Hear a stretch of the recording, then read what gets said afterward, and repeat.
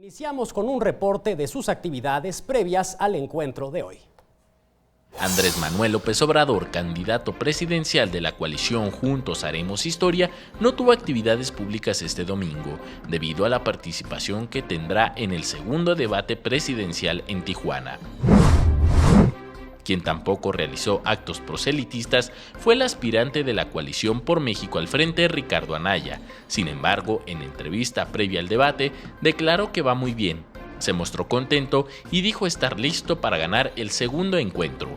Llamó a sus seguidores a estar pendientes.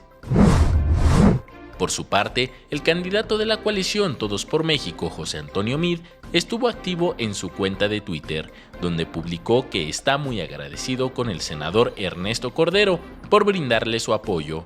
Dijo que lo considera su amigo desde la universidad.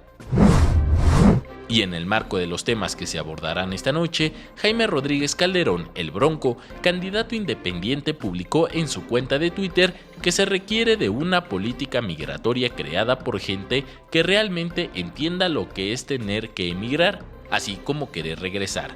Aseguró que es un tema que requiere de expertos. Además, llamó a apoyar su campaña, ya que dijo es el único candidato que no tiene financiamiento público.